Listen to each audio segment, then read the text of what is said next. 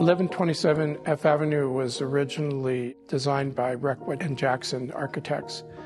The house was designed in 1925 and I believe completed in 1927. I think the original cost of this house was $57,000, if that's even imaginable. And it was done, I think, in the most perfect style. If we look at classic work in this style architecture and textbook work, this house had all the elements of what was done by George Washington Smith and other renowned architects. Richard Requa, who is one of my heroes in architecture, he is a master architect and he really started the popularity of Spanish Revival architecture in San Diego. I have actually worked on a couple other Requa homes, and I've always fantasized about this house because, in my opinion, 1127 F Avenue is the crown jewel of Richard Requa's career.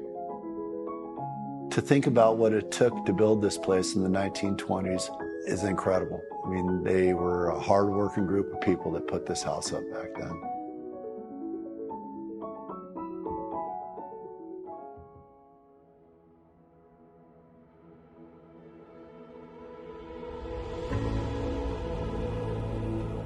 A project like this takes a team, and it takes certainly a lot of teamwork. Everyone was dedicated to making this one of their finest projects.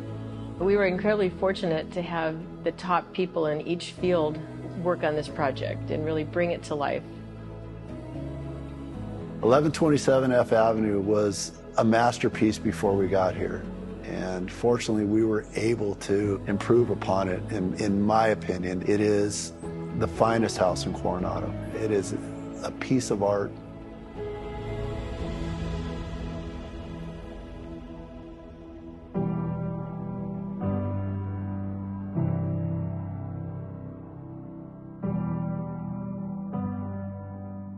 The project was divided into various parts and actually took us 4 years to complete.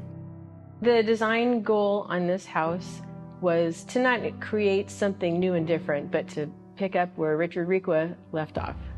The integrity of the original home was timeless, and our goal was to continue that idea that in another 100 years, that this house will look timeless and current yet historic. The new and the old should feel like it's coming from the same hand, or at least the same mindset. 100 years ago, we didn't have all the technology that we have today, so we really needed to deconstruct this house to be able to insert the technology that the clients wanted and that the house kind of deserved based on the era that we're building in. This has been the biggest and most complicated construction piece that I've built in my career. But my team and my crew, we like the complicated things. One of the largest challenges on this project was the basement. The basement's partially underneath the original masonry structure, which was a challenge in itself. We held up the masonry structure, dug underneath, and excavated out almost the entire backyard, which required enormous feats of engineering. There was 8 dewatering wells that had to be installed. We pumped 6 million gallons of water out of the ground to be able to install this basement. It has nearly a 4-foot thick foundation on the bottom. The top deck is 33 inches thick at the thickest spot. It has 5 miles of post-tension cable in it. It's built like a bridge. Another piece of that was holding up this giant brick house, but it gave us an opportunity to build this beautiful stairwell that went down to that space. At a grand basement, 7,000 feet, with a grand entrance that went down into it. We had the opportunity to create a movie theater that is truly one of the most amazing movie theaters, I think, that exists here in San Diego. And the screen, the sound system, the accessories, the lighting, the seating, there's nothing better and nothing more elaborate.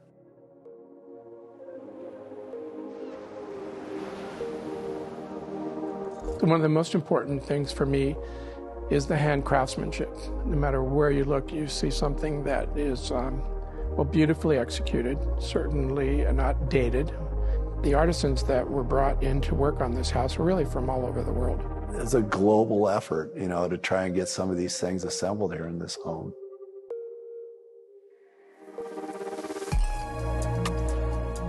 There's so many of those details here that I could go on all day talking about them. I mean, it's just, everywhere you look, it's something special.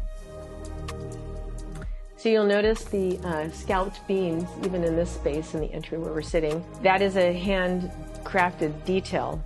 And so to recreate that detail, we were fortunate enough to have a woodworker who was able to do that work.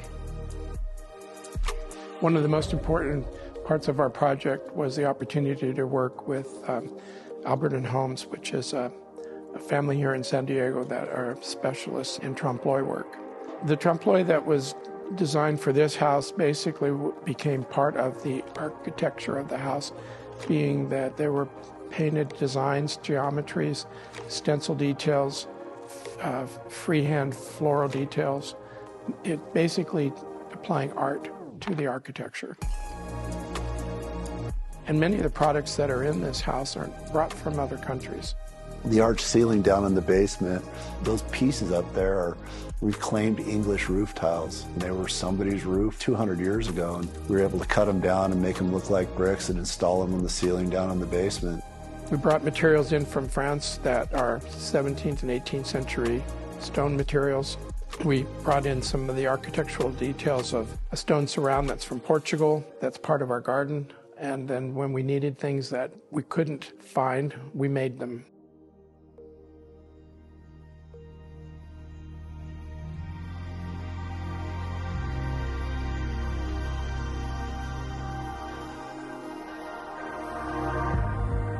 The beauty and magnitude of this house is apparent from the street.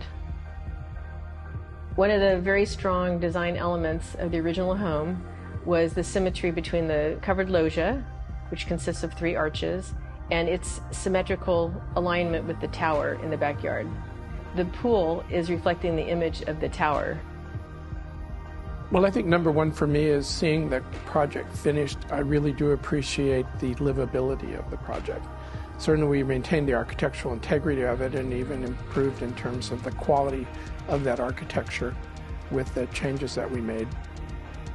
My vision of what I'm doing is different after working on this project. It really is.